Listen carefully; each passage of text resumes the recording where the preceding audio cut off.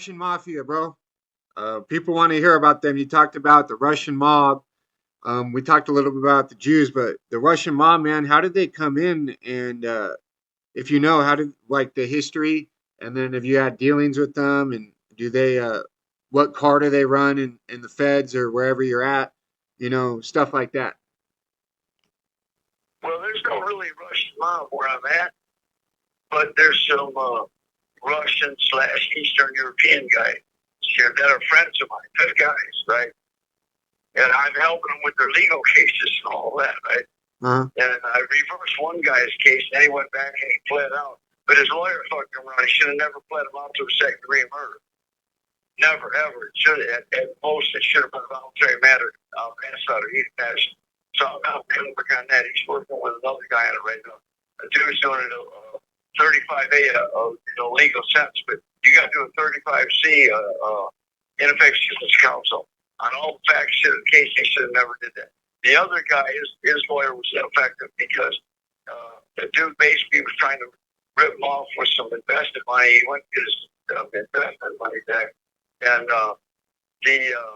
the guy wasn't trying to give up, so he pulled his pistol and he was shaking at him, "Give me my fucking money." And this guy was supposed to actually be his partner too. They were investing in property and they were going to renovate up Denver, right? And the gun accidentally went off, and so his lawyer never brought in the witnesses that it was money and investing thing and real estate agents that were testified everything. And they played it like he went and got a gun and carried it down to this spot to fucking cap this guy or force him to give money or whatever. What his lawyer didn't do, and his lawyer knew, is that he had a legal conceal and carry permit because he always carried large sums of cash on. In this instance, it was like $220,000, right? And so the thing is his lawyer's fucked up. So I'm trying to help this guy flip his. It's street infect systems counsel. So, but anyhow, these are good guys, and I've known a few other guys, along the way that were Russian and Eastern European. And like one of them is a friend of mine, and he came into the United States through New York in the Russian community up there and all that, right? They're like really deep. And Denver, a lot of other spots. These are Denver, really? Russian people. Huh? Yeah, I was going to say Denver. That's kind of surprising. I know in New York, Brighton Beach is a big one, but Denver was surprising. Yeah. So they're in Denver. They're everywhere. Russians and Eastern Europeans. They got big communities, and that doesn't mean they're all mob or any of that. A lot of them are just regular people, man. What about the ones in the feds that were tipped up with their organization? Did you ever have dealings with them? Personally, no. Okay. What about what car do they run with? The white car? They run with the Russian guy. There's a Russian car? There's that many of them? Well, yeah, they're Russians. And, it's like anything else. You meet people, you cross-pollinate, you talk, you develop good friendships. Sometimes you develop good business relationships, and good business, starts turning into good friendships, right? Mm-hmm. So it's always important to do good business. Oh, yeah, absolutely. You know what I mean? Yeah, no. That's just, I wasn't expecting that. I thought they'd be under a white, in the white car, maybe independent or whatever. Well, they're white. They are white. Now, they may do business for other citizens, but Russians are white. Yeah. So if a riot kicks off, they're there with the whites. That's what I was like, oh shit. Well, if a riot kicks off, normally they would.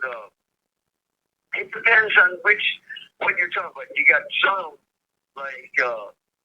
that are more like business orientated and stuff like that, and they don't get caught up in riots and warfare like that and stuff unless it's forced on them, right? And even like the mob with Gotti and Scott Force and all them, they'll fucking if they have to, man, they'll take care of their business, but they're not trying to get caught up in that. But that's why they affiliated with the brand, because now they're in the brand world. In the brand world, the brand regulates the environment, sir. And you know, you got all these different sets and all that, but the brand's going to take care of brand business. The brand's going to protect whatever brand's got to protect, right? So they know that, so they can't. Usually, like even the Italians, they don't get caught up in riots and stuff like that, right? Unless they just kind of get sucked into the fucking swirl of everything, right? You know what I mean? Yeah, that's crazy though that they have the option of kicking back because like just say like a white man walks into the feds, right? Let's just say Victorville, and they're all there, and all of a sudden there's tension with another race, could be any race, and it pops off, and them being white, I mean, for just a regular square white dude that's in the feds, they got to get busy. So it's just kind of crazy. The Russians and Italians can be like, well, you know, and kind of kick back, you know. Well, if they seen what time all that is, uh, then some of them may step up and do that. Not like listen, there's some Russians like there was this one Russian out in the streets in California that got indicted uh, along with the brand on an indictment. And this guy, uh, I don't know if he was trying to play on the brand or if he was trying to do enforcement stuff for the brand or what. But he was saying there was people that were, slinging the product and they weren't paying taxes to the brand. So he took one of them out in the street and shot him in the head, right, in front of everybody. Jesus. To make a point that if you're going to do this in brand territory, you're going to pay taxes. And he snatched one up, capped him in the head, put him down right in the middle of the front street in front of everybody. So the thing is you got them too, right? And that's not to say that you don't have Russians or Italians that won't get busy. That's not what I'm saying. You do. No, I get it. I get it. I'm just saying that usually they aren't really inclined to get caught up in like a lot of racial stuff or whatever. It's like, man, unless it's directed at them, Russians, right, or Italians, right. So that's one thing I've. Hey, that's just been my experience. They aren't like regular whites, like regular woods. When regular woods come up into a joint, they're told, you're a wood, and you got, this is what time this is, blah blah blah. This is the wood pile and all that. Also, you can tell that to, why Russians, Italians, stuff like that. But they aren't really, in my experience, they aren't really as active on the main line inside penitentiaries. They're more low key. That's what I'm saying. They're just more low key. That's what I mean? Yeah, that's what I've heard, especially with the Italians, man. They stay out of the way and they don't want any trouble, but they're not, they're no pushovers. Let me ask you a question. You got a white man, right? He's Italian. And then, so is there two roads he can go? Like if he wants to run with the Italians to kind of stay out of the way, or if he wants to run with a woodpile, does he have a choice? Here's the thing. If he's affiliated with the Italians, he's affiliated with the Italians. Even if he's white, if he's a white Italian, you got Italians. The only reason you got darker complected Italians because the Moors invasions from northern Africa into southern Europe. Yep.